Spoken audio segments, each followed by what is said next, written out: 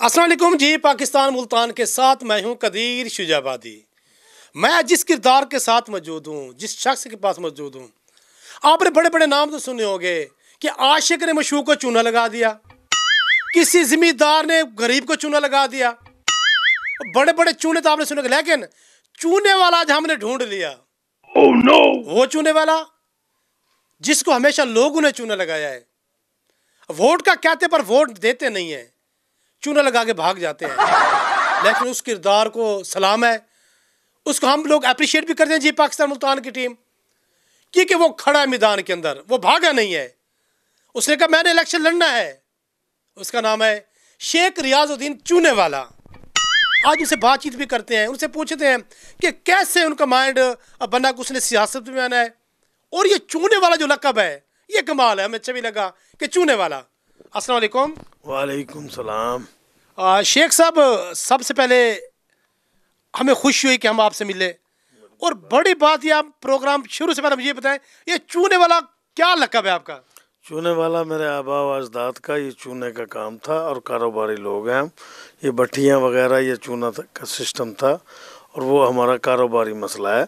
इसी हवाले से मेरी शनाख्त भी है, क्योंकि मेरे आबा व अजदाद चूने का काम करते थे। अच्छा, मैंने कहा शेख साहब को किसी ने चूना तो नहीं लगा दिया? नहीं, फ़िलहाल तो कुछ ऐसा नहीं है। लोग हमारे ही चूना लगाते हैं, जैसे आपने फरमाया, हम चूना बेचते हैं, लगाते नहीं। शेख साहब कह रहे हैं लोग हमारे चूना लगाते हैं। जी, अब अपने प्रोग्राम की तरफ आते हैं। शेख साहब, सबसे पहले आप मुझे ये बताएं कि सियासत में आने का मकसद क्या था आपका?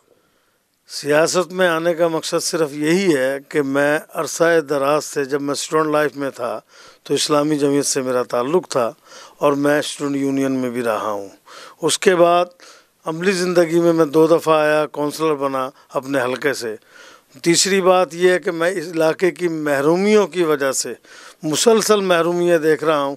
मैंने ये सोचा कि मुझे मैदान में आना चाहिए, क्योंकि हमारे वो सियासी कारकुनान जो काउंसलर भी बनते हैं और चेयरमैन भी बनते रहे हैं, वो किसी डेरों पर, किसी और जगहों पर हाज़िरी देते हैं, लेकिन इलाके के लिए, मसाइल के लिए और यहाँ की पसमानदगी दूर करने के लिए कभी जद्दोजहद नहीं करते। इसी हवाले से मैं मैदान में आया हूँ, सियासत में हूँ, और लोगों का मैं काम करने में खुश होता हूँ, सियासत को खिदमत समझता हूँ। इनके शेख रियाजुद्दीन साहब का कहना है कि मैं जो सियासत की इबादत समझ कर आया, लोगों की महरूमियाँ ख़त्म करने के लिए आया हूँ। तो शेख साहब, आप जिस निज़ाम में खड़े हैं, हमने देखा बड़े बड़े यहाँ थिएटर भी पड़े हुए, जगीरदार, सरमायादार, उनके पास प्राडो भी हैं, बड़े बड़े गाड़ी हैं, उनके जो यानी कि कारकुन, कानटूट जिसे कहते हैं आप लोग, कारकुन आगे पीछे खर्चे वगैरह करते हैं। मैंने कल आपको देखा, आप ना पैदल जा रहे थे देहात के अंदर, आप डोर टू डोर वर्क कर रहे थे, कोई आपके पास गाड़ी नहीं थी, कोई आपके पास ऐसा कोई बंदा नहीं था जो यानी कि कोई फूल वगैरह आपने नहीं डलाया, आपने कहा मैंने मेहनत करनी है। कितनी खुशी होती है आपको ये देहातों में जाना, फिर डोर टू डोर जाना? मुश्किलात होती होंगी आपके लिए कुछ? देखिए, इस मुल्क में, बल्कि इस हलके में, पूरे मुल्क में यही रेशो है कि 85% लोग पसमानदा हैं, और आम फहम लोग गुर्बत का शिकार है। गुर्बत का एक नाम तो लिया जाता है, लेकिन ये बड़े लोग जिनको आपने अभी कहा कि ठीटर हैं, ठीक है, अल्लाह ताला इन्हें ठीटर बनाए रखे, ये इलेक्शन में अपना पेट पालने के लिए आते हैं। इनको इलाकों से कोई सरोकार नहीं होता। यहाँ का नौजवान जो तालीम याफ्ता है, जो अनपढ़ है, वो रोज़गार के हवाले से बड़ा मायूस है। और शुजाबाद तहसील, जो कि मुल्तान की सबसे बड़ी तहसील थी, जो आज सबसे बैक पर है, आप देख लीजिएगा कि लोधरा कहाँ है, विहाड़ी कहाँ है, खानेवाल कहाँ है। ये मुल्तान ज़िले की छोटी तहसील थी शुजाबाद से, लेकिन आज इन सियासी खानवादों ने इसका जो हाल किया है, वो आपके और मेरे सामने, बल्कि कौम के सामने है। नहीं शेख साहब, ये देखें, हमारे शुजाबाद के जो MP भी रह चुके हैं, MLA भी रह चुके हैं, वज़ीर भी रह चुके हैं। तो शुजाबाद के अंदर देखें, हमारे जो अब बात करते हैं हम लोग, जी वो सराकी थे, अब जो हमारे इलाके ये सराकी नहीं है, हम सब एक हैं।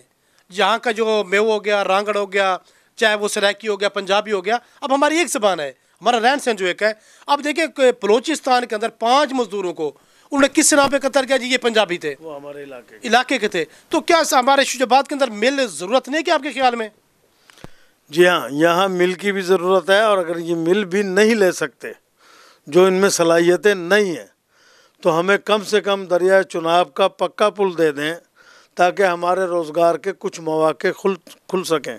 وہاں ہمارا نوجوان بھی مصروف ہوگا، کچھ دکاندار، اور یہاں آمد و رفت کا اتنا سلسلہ ہوگا کہ ہر کاروباری اپنا کاروبار کر سکے گا، عام فہم آدمی بھی اس میں روزی کرے گا انشاءاللہ۔ مزدوری کے ذرائع بھی بڑھیں گے، اور اگر اس کے بعد بھی سمال انڈسٹری کا ایک سلسلہ ہے، اگر گورنمنٹ چاہے پڑھے لکھے لوگوں کو فنڈز دے کر، بلا سود فنڈ دے کر ان کو کاروبار بھی کرا سکتی ہے۔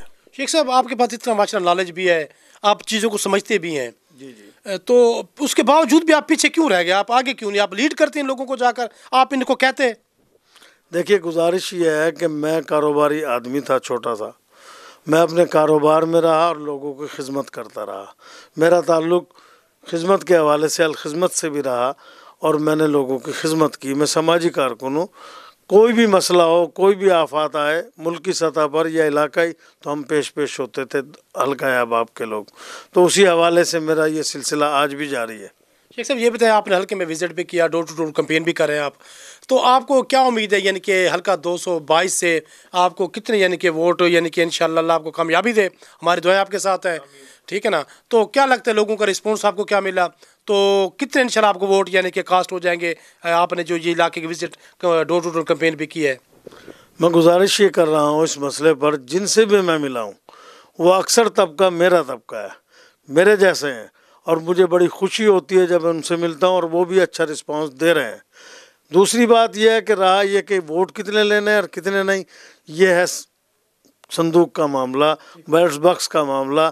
اب ہاں تو سب کرتے ہیں، اب جب پیپر ووٹ ڈالیں گے اس وقت اللہ بہتر کرے گا، اور اللہ ہی ہے جو دلوں کو موڑتا ہے، اور ان لوگوں کو چاہیے کہ یہ اپنے جیسے کو سپورٹ کریں۔